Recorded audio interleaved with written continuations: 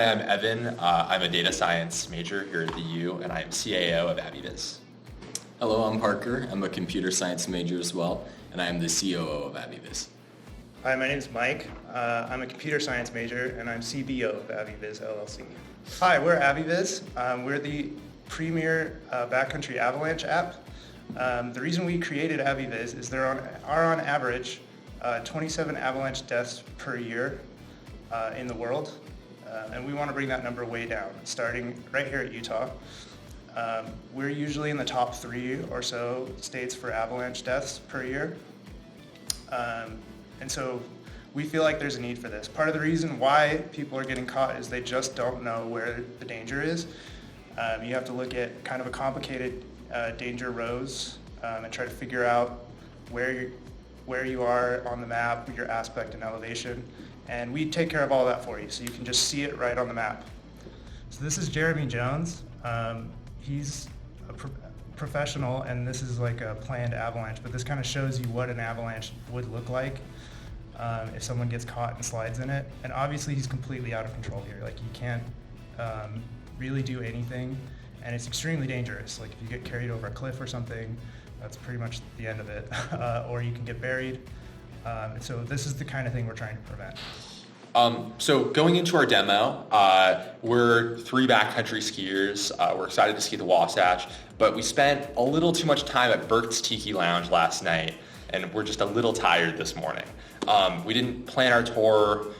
We've kind of decided we want to ski the south face of Superior, but we need to figure out if that's a safe option for us to go to today. So our first course of action is going to be to check the forecast.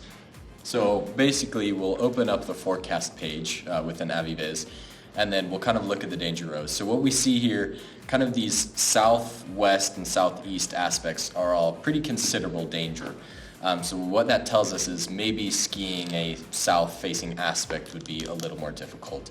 As we can see, this danger rows is kind of hard to understand and hard to make sense of, so that's kind of where AvyViz comes in to make that easier for us to visualize. Yeah, so the first step in making that easier to visualize is we're going to go to our map, and we're going to go to Mount Superior, which is the face that we want to ski, and the bottom side below the Mount Superior logo is that face we want to see, and we're going to add a forecast overlay. So this is a slope-adjusted forecast overlay. So avalanches don't tend to occur on slopes under 30 degrees of steepness. So we've removed our forecasting from those locations so you can see what is not avalanche terrain. And then the coloration corresponds to the different points on the rows, on the danger rows that we showed earlier. So the face we were going to ski on Mount Superior looks to be considerable danger, and is probably not a very good option today. So we should start looking for other alternative options. The first thing that comes to mind is something safe and secure like Patsy Marley, which is just a little ways away. So it looks like, looking at Patsy Marley based off this forecast overlay, it's all low angle, meaning avalanches are pretty unlikely to happen. And all the terrain we're going to ski, which is that kind of green section next to the like triangles, is all low angle terrain. So it's in low angle and low danger terrain, which means it's a great option for our ski tour today. Now that we kind of know where we want to ski, it would be great for us to plot a route and look at observations from that area. Okay, so now we're gonna mark our trail, our skin up and ski down. So we will start down here and go up and follow this road, this trail, up here, and then follow the ridge line up to the peak. Okay, and now that we have marked our skin up track, we will choose our path down through low risk avalanche terrain area. So we'll zoom in a little more, get that more granular view.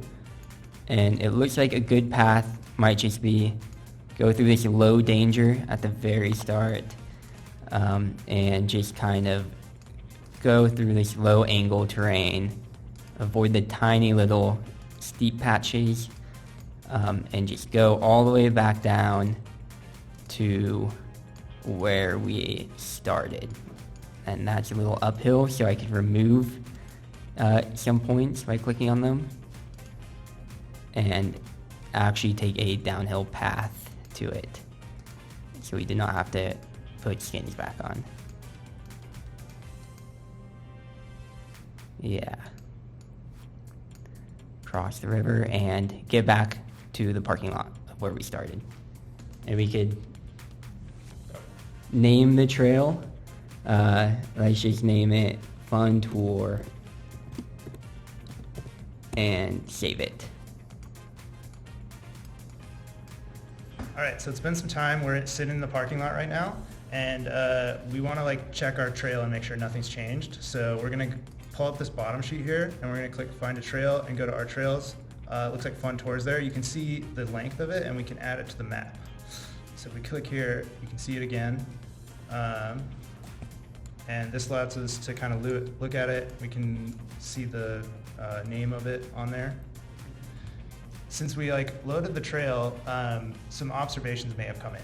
So they get pulled in every hour, and it looks like there's a couple nearby where we are, so we're gonna wanna check those out. So for these observations, these are just kind of things that any user of the Utah Avalanche Center can kind of submit so we can see what the conditions are. So if we could click on that observation, we can see some more details.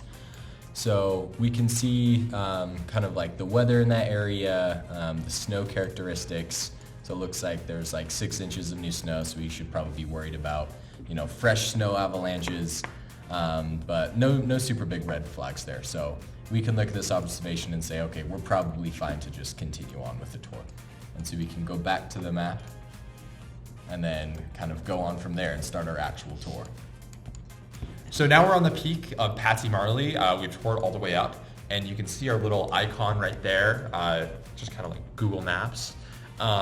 So if you look at the top of the screen, you can see that at our current location, there's low avalanche danger. We're at 10,042 feet, or 427 feet approximately. And the slope angle we're on is 34 degrees. 34 degrees is definitely within avalanche terrain, but looking at our overlay there, we're in low danger avalanche terrain, so we should be okay. We're also on a north-facing aspect, which we can kind of use to think about what we know about the forecast to verify what the app is doing. We now can just ski the run, rip some awesome spring snow, probably a little bit of corn in that area, and make our way back down to the parking lot using the route that we plotted earlier. Now that we're at the bottom of the trail, we're free to go to Alta, maybe get some Alta bombs, and have a nice rest of our day because we safely traversed through the backcountry. Thank you. Birds. Back.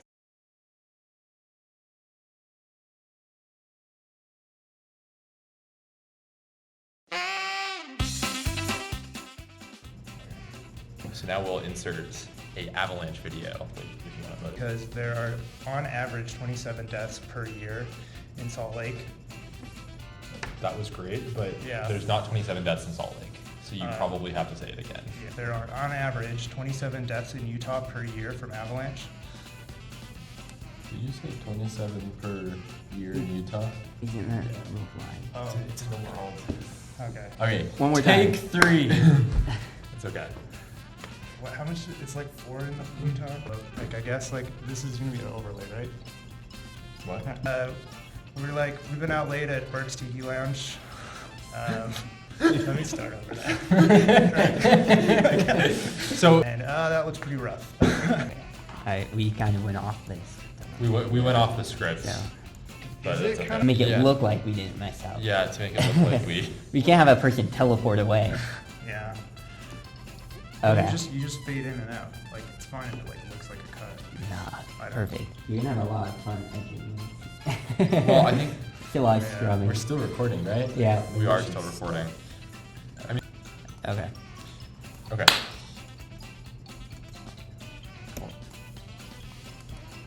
You might have cut that a lot. I'm clicking on the guy. There we go. A little too much time at Burke's Tiki Lounge last night, and we're just a little tired this morning.